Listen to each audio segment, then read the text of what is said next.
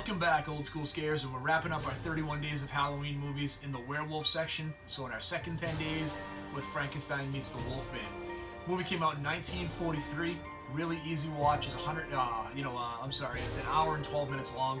So very, very quick movie. I just went back and rewatched this movie because I hadn't seen it in a long time. I remember being, as a kid, loving this movie. It was kind of that first crossover. Way before Alien vs. Predator or Freddy vs. Jason or any of that.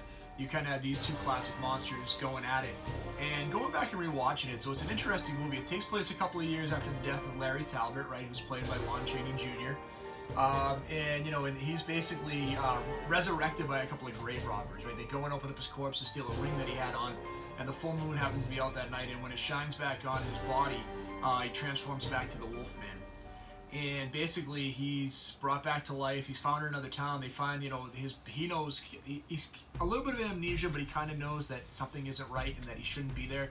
And they come to discover that he's been dead for a couple of years and that he, shouldn't be, or isn't who he says he is, right? Because he's dead, but he is.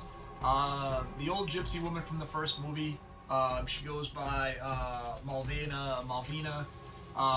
It finds him again. She remembers him and tries to help him. By going back to find the castle of Dr. Frankenstein, to find his research into life and death. Because all Larry Talbot's character wants to do is die. Like, he just doesn't, he knows he's not natural, he's an abomination, he doesn't want to be alive anymore, so he just wants to die. But he comes to discover that the monster actually isn't dead. It was stuck in, it was frozen.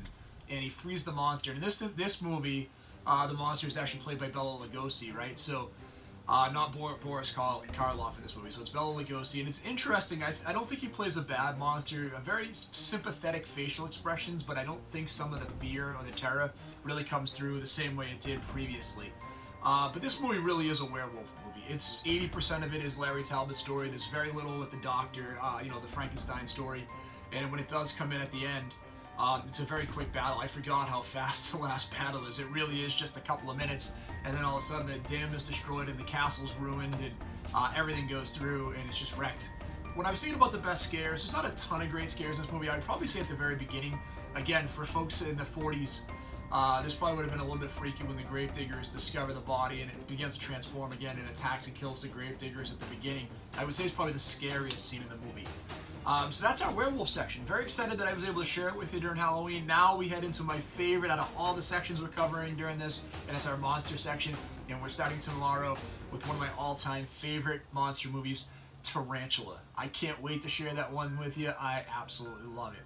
So as always, please hit that like and subscribe button if you haven't so far. Then throw your comment on the bottom of this at the end of the werewolf section. What's your favorite werewolf movie? Which ones do you love? I'll try to respond to all comments, so please let me know what you think. And as always, stay scary, and we'll talk to you soon.